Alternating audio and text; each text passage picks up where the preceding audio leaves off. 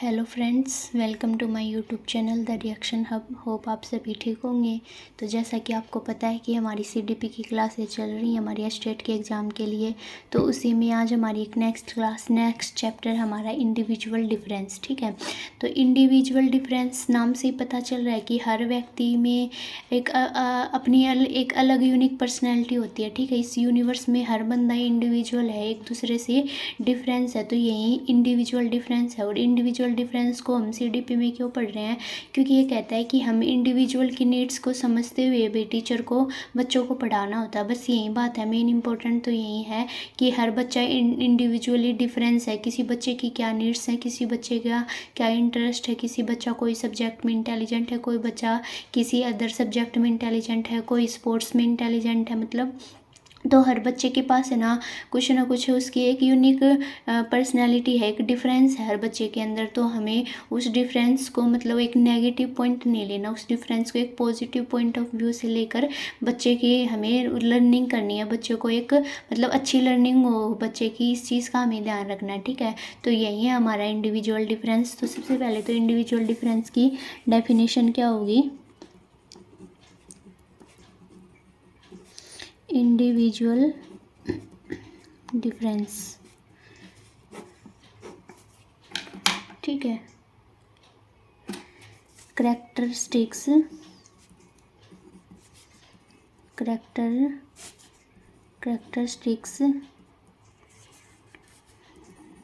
That distinguish learners in teaching and learning process। ठीक है, कि जब टीचिंग और लर्निंग प्रोसेस होती है तो जो लर्नर्स हैं, ठीक है, प्रत्येक लर्नर्स की अलग अलग करेक्टरिस्टिक होती हैं। तो उन्हीं करेक्टरिस्टिक को किस तरीके से डिस्टिंगाइज किया गया है टीचिंग और लर्निंग प्रोसेस में, यही क्या कहलाता है? इंडिविजुअल डिफरेंस कहलाता है। ठीक है, फिर है अब इंडिविजुअल जो डिफरेंस है ना वो कैसे हो सकता है? तो जो इंडिविजुअल डिफरेंस है वो कैसे हो सकता है? फिजिकल हो सकता है, फिजिकल मतलब शेप में हो सकता है, कोई मोटा हो सकता है, कोई पतला हो सकता है, कलर में हो सकता है, कोई मतलब कोई एकदम वाइट हो सकता है, किसी का कुछ कलर हो सकता है, किसी का कुछ हो सकता है, हाइट का डिफरेंस हो सकता है। ठीक है, ऐसे इंटेलिजेंस का डिफरेंस हो सकता है, इंटरेस्ट का डिफरेंस हो सकता है, किसी को किस चीज़ में इंटरेस्ट है, किसी की लर्निंग एबिलिटी कैसी है कि कोई चीज़ों को एक बार में ही समझ जाता है, कोई को 3-4 बार पढ़ने में समझ में आती है। ठीक है, और मेमोरी में भी डिफरेंस हो सकता है, अभी किस तरीके से कोई जल्दी याद कर लेता चीज़ों को, किसी को याद करने में प्रॉब्लम होती है। ठीक है, तो इस तरीके से भी चीज़ें होती हैं। फिर है जो ये इंडिविजुअल डिफरेंस है, इसके बारे में सबसे पहले किसने बात करी है? तो फ्रांसिस गैल्टन। ठीक है, कौन है? फ्रांसिस गैल्टन है, जिन्होंने अपनी बुक हेरिडिटरी जीनस बुक में इंडिविजुअल डिफरेंस की बात की है। ठीक है, इंडिविजुअल डिफरेंस क्या है? वही है कि यूनिवर्स के अंदर कोई भी व्यक्ति है, प्रत्येक व्यक्ति अपने आप में डिफरेंट है, प्रत्येक व्यक्ति अपने आप में भिन्न, एक दूसरे से कुछ चीज़ें हैं जो उन्हें डिफरेंट बनाती हैं। ठीक है, मतलब फिजिकली भी, इंटेलिजेंसली भी, इंटरेस्ट भी, लर्निंग एबिलिटी भी, तो कुछ ये चीज़ें हैं जो इनको क्या करती हैं? एक दूसरे से डिफरेंट बनाती हैं। ठीक है, यही क्या है? Individual difference. अब इंडिविजुअल डिफरेंस है वो कई टाइप्स ऑफ इंडिविजुअल डिफरेंस। ठीक है, इंडिविजुअल डिफरेंस के टाइप्स ऑफ इंडिविजुअल डिफरेंस। तो सबसे फर्स्ट तो है इनहेरिटेड, मतलब कि जो हेरिडिटी से रिलेटेड है। और दूसरा डिफरेंस क्या है? दूसरा टाइप क्या है? इन्वायरमेंटल, यानी कि जो एक्वायर्ड है। ठीक है, तो जो भी ट्रेड्स हमें हमारे पूर्वज से मिलते हैं, ठीक है, जो भी ट्रेड्स हैं, जो भी गुण हैं, वर्च्यू हमारे पूर्वज से मिलते हैं, वो तो हमारी हेरिडिटी के अंदर आते हैं। और जो भी हम एक्वायर करते हैं हमारी इन्वायरमेंट से, हमारी सराउंडिंग से, वो हमारी एक्वायर्ड इंडिविजुअल डिफरेंस आते हैं। ठीक है, तो ट्रेड्स, वर्च्यूज acquired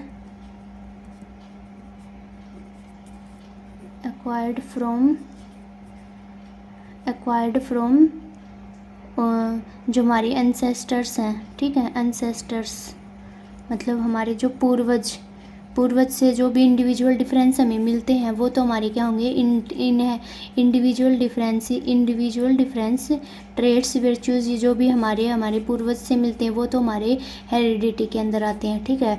और जो भी हम इन्वायरमेंट से एक्वायर करते हैं ना वो हमारे एक्वायर्ड के अंदर आते हैं, ठीक है। इन्वायरमेंट से एक्वायर करते हैं, ठीक है, जो भी हम जैसे कि मान लो हमने कोई नई लर्निंग सीखी, ठीक है, तो नई लर्निंग हमने सीखी है, इन्वायरमेंट से एक्वायर करी है, तो वो किसके अंदर आएगी, एक्वायर्ड के अंदर आएगी। जैसे इंटेलिजेंस है, तो इंटेलिजेंस कुछ थोड़ी बहुत क्या होती है, मतलब थोड़ी बहुत क्या इंटेलिजेंस क्या होती है, हेरिडिटी पे भी डिपेंड करती है। तो जो इंटेलिजेंस हमने हमारे पूर्वजों से एक्वायर करी है वो किसके अंदर आएगी, वो हेरिडिटी के अंदर आएगी, ठीक है। तो ये है इनहेरिडेटेड और ये है एक्वायर्ड इंडिविजुअल डिफरेंसेस, ठीक है। अब जो इनहेरिडेटेड है ना, ये इनहेरिटेड, इसमें फर्स्ट टाइप है फिजिकल। तो हमारी फिजिकल अपीयरेंस कैसी होगी, ठीक है, हमारी फिजिकल अपीयरेंस कैसी होगी, किस पे डिपेंड करती है, हमारे पूर्वज पे डिपेंड करती है, हमारे पेरेंट्स पे डिपेंड करती है, ठीक है।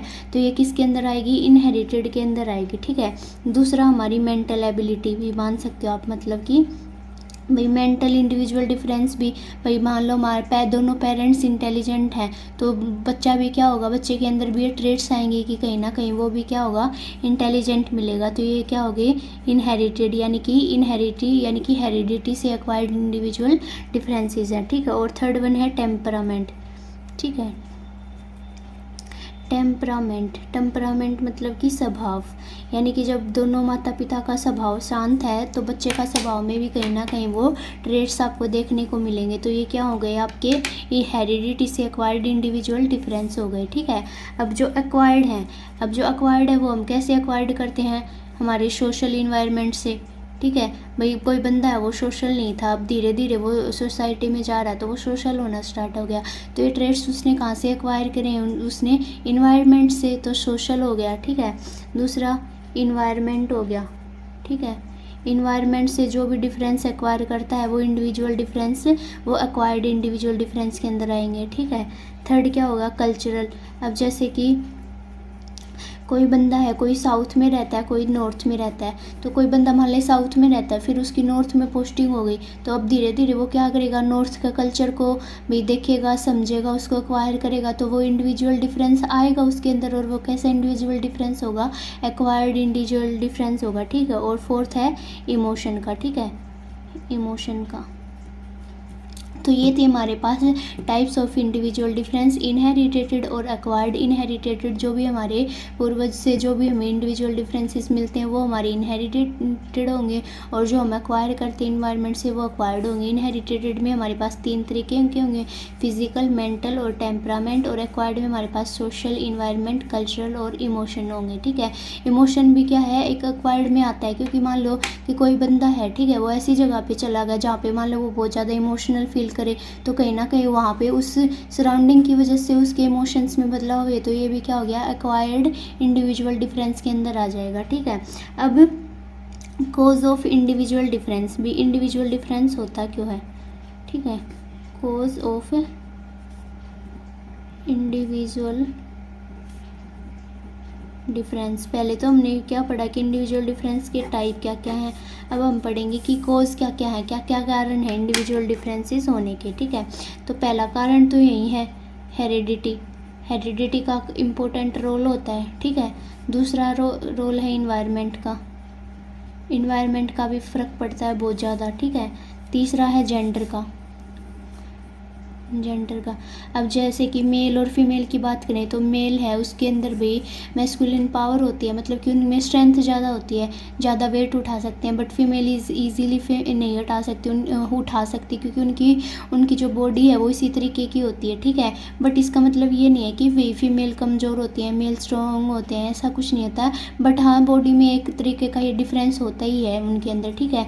तो ये लेकिन इसकी बेस पे हम उनको वो क्या नहीं करेंगे, उनको हम बायसनेस नहीं करेंगे उनके अंदर, ठीक है। अभी उनके अंदर हम ये नेगेटिव पॉइंट नहीं बनाएंगे, बल्कि एक पॉजिटिव पॉइंट होगा कि भाई हाँ लड़कियां भी ये काम करने में सक्षम है तो इनसे ये ज़्यादा करवा सकते हैं, मैन ये काम करने में सक्षम है तो भाई हम उनको ये काम दे सकते हैं, इस तरीके से। ठीक है, फोर्थ डिफरेंस किस में आ जाएगा? कास्ट। भाई हमारा जो इंडिया है, हमारे इंडिया में तो काफ़ी कास्ट का रहता है कि भाई ये उस कास्ट से है। ठीक है, रेस मतलब कि ये रेस मतलब प्रजाति, यानी कि भाई किस उससे बिलोंग करता है, कोई ब्लैक है कोई वाइट है, कलर का भी काफ़ी वो होता है। ठीक है, रिलीजन ठीक है, इसका भी काफ़ी वो होता है। और फिफ्थ फैक्टर है एज या इंटेलिजेंस। ठीक है, एज या इंटेलिजेंस। और सिक्स्थ फैक्टर है इकोनॉमिक। ठीक है, तो जो इंडिविजुअल डिफरेंस की क्या क्या काज है? पहला तो हेरिडिटी है। ठीक है, अगर मान लो माँ बाप इंटेलिजेंट है तो बच्चा भी इंटेलिजेंट होगा। माँ बाप मान लो स्वभाव से शांत है तो बच्चे का भी उस चीज़ पे फ़र्क पड़ेगा। तो किसकी वजह से इंडिविजुअल डिफरेंस आया? हेरिडिटी की वजह से। दूसरा इन्वायरमेंट्स की वजह से, मान लो बच्चे ने कुछ लर्निंग करी तो वो कहाँ से सीखी? वो अपने सराउंडिंग से सीखी, तो ये इन्वायरमेंट की वजह से इंडिविजुअल डिफरेंस आया। जेंडर की वजह से आया। ठीक है, जो हमने कोलब्रग की थ्योरी में पढ़ा था कि वो जो कोलब्रग की थ्योरी में पढ़ा था कि वो जो उनको वो करती है ना भाई, उनकी थ्योरी को डिस्कार्ड करती हैं। वो कहती हैं कि जो मैन है वो जस्टिस पे ज़्यादा ध्यान देते हैं, फीमेल है वो केयर पर ज़्यादा ध्यान देते हैं। तो इस तरीके से जेंडर की वजह से भी इंडिविजुअल डिफरेंस आता है। ठीक है, कास्ट की वजह से, रेस रिलीजन की वजह से भी इंडिविजुअल डिफरेंस देखने को मिलता है। एज की वजह से भी, मान लो कोई बच्चा 30 साल का है तो उसकी थिंकिंग अलग होगी, कोई बच्चा 5 साल का उसके सोचने का तरीका अलग होगा। तो इंडिविजुअल डिफरेंस किसकी वजह से आ रहा है? एज की वजह से भी आ रहा है, इंटेलिजेंस की वजह से भी आ रहा है, और इकोनॉमिक्स। मान लो कि कोई बच्चा है उसकी इकोनॉमिक अच्छी है, मतलब उनकी जो अच्छी मान लो फैमिली है, पैसे वाली फैमिली, तो वो अच्छे स्कूल में जा सकता है, अच्छी एजुकेशन उसको मिल सकती है। अच्छा मान लो स्पोर्ट्स का बढ़िया इन्वायरमेंट मिल सकता है। लेकिन कोई बच्चा मान लो इकोनॉमिकली वीक है वो, ठीक है, उसके पास इतने पैसे नहीं है, तो कहीं ना कहीं उनकी एजुकेशन में, उनकी कहीं ना कहीं उनकी स्पोर्ट्स में, उनके रहन सहन में कहीं ना कहीं आपको फ़र्क देखने को मिलेगा। ठीक है, तो ये क्या हो गया? इंडिविजुअल डिफरेंस के कारण हो गए। ठीक है, कॉज ऑफ इंडिविजुअल डिफरेंसेस। ठीक है, अब एजुकेशनल इम्प्लीकेशंस। ठीक है, ये हम पढ़ क्यों रहे हैं? ये हम पढ़ क्यों रहे हैं? इंडिविजुअल डिफरेंस है, बट हमारे एग्ज़ाम पॉइंट ऑफ व्यू से ये इम्पोर्टेंट क्यों है? ठीक है, एजुकेशनल इम्प्लीकेशन।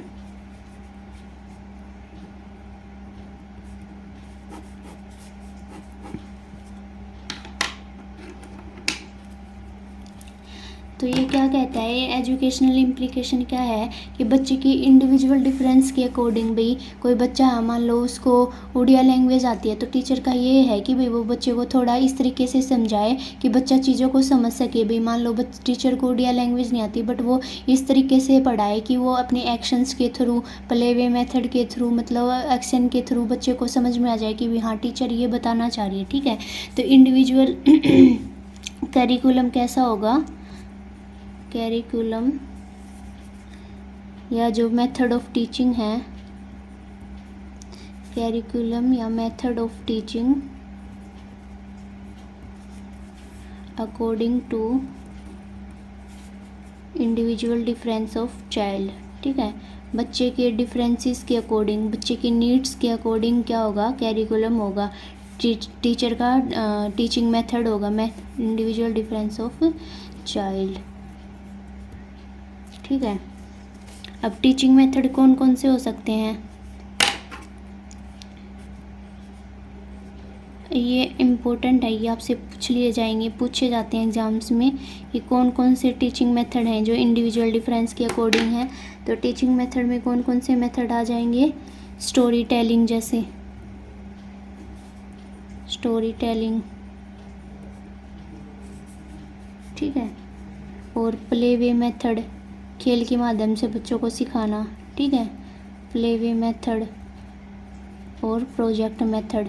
ठीक है, भाई बच्चों को प्रोजेक्ट देना या बच्चों को कोई प्रोजेक्ट के थ्रू समझाना। ठीक है, बच्चों को कोई ट्रिप पे ले जाना, इसके माध्यम से बच्चों को सिखाना। तो ये क्या है? टीचिंग मेथड्स हो गए। ठीक है, ये इम्पोर्टेंट है। और जो को कैरिकुलम एक्टिविटी हैं, को curriculum activity also do with children. मतलब ये नहीं है कि बस टीचर करे जा रहे हैं, बच्चे की कोई इन्वॉल्वमेंट नहीं है, बच्चे की भी क्या होनी चाहिए, इन्वॉल्वमेंट होनी चाहिए। ठीक है, इन्वॉल्वमेंट ऑफ चिल्ड्रन। ठीक है, बच्चों की भागीदारी होनी चाहिए, तभी तो सीखेंगे बच्चे करके सीखते हैं। ठीक है, ये चीज़ें हम पहले पढ़ के आ चुके हैं। बच्चे अपने ज्ञान का निर्माण स्वयं करते हैं, बच्चे चीज़ों को करके सीखते हैं। तो इसलिए क्या है कि बच्चों की इन्वॉल्वमेंट होनी ज़रूरी है। ठीक है, अब हमारे पास एक टर्म आती है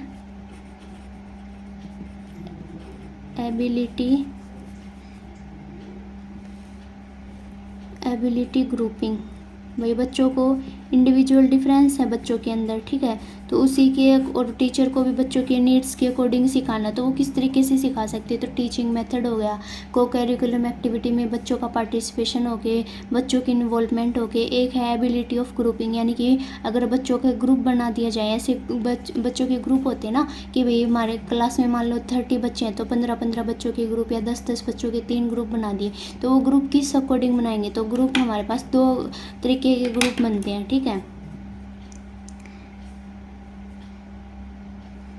एक तो है क्लास के अंदर ही ग्रुप बनाए हम, विद इन क्लास। ठीक है, और दूसरा बिटवीन क्लास। ठीक है, विद इन क्लास, दूसरा बिटवीन क्लास।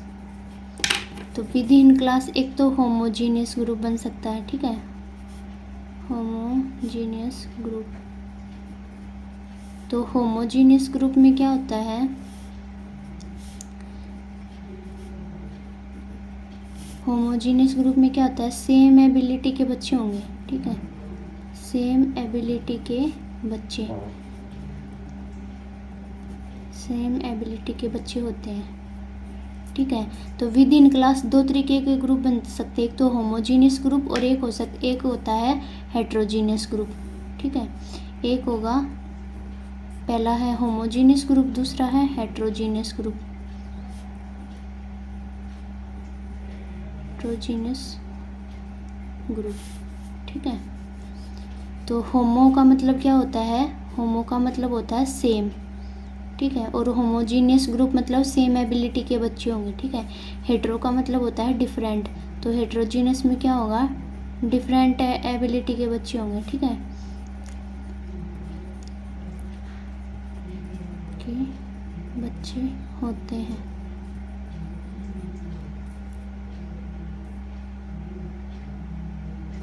हाँ, ठीक है, ये इसके अंदर आएगा, इसके अंदर। ठीक है, इसके अंदर आएगा ये।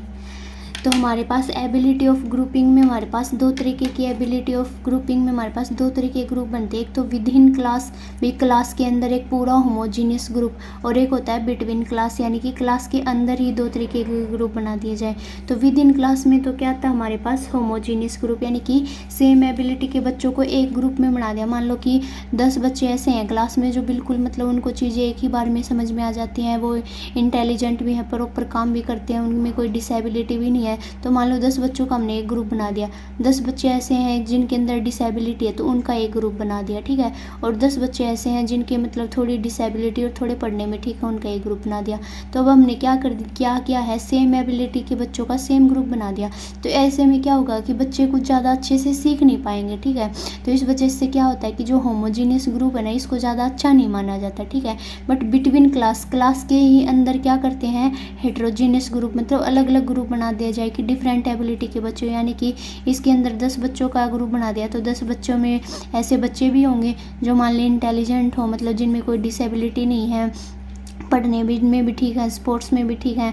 10 बच्चों में के ग्रुप में ऐसे बच्चे भी शामिल होंगे जिनमें कोई डिसेबिलिटी है। 10 बच्चों के ग्रुप में ऐसे बच्चे भी शामिल होंगे जो डिसेबल भी हैं और पढ़ने में भी थोड़े ठीक है। ठीक है, फिर ऐसे ही 10 बच्चों का और ग्रुप बना दिया जिनमें ये अलग अलग क्वालिटी होंगी। तो इससे में क्या होगा, बच्चों के अंदर क्या होगी, एक कोलैबोरेशन की फीलिंग आएगी। ठीक है, बच्चों के अंदर पीयर ट्यूटरिंग होगी, मतलब बच्चे साथ में पढ़ कर सीखेंगे। ठीक है, और ऐसे में क्या होगा, बच्चे के इंडिविजुअल डिफरेंसेस हैं तो वो भी एक दूसरे को को समझेंगे, एक दूसरे को क्या करेंगे भाई, उनकी नीड्स के अकॉर्डिंग टीचर भी अच्छे से इस चीज़ों को सिखा सकता है और बच्चे भी एक दूसरे की हेल्प कर सकते हैं, ठीक है। तो इसको ज़्यादा अच्छा माना जाता है, ठीक है, इसको ज़्यादा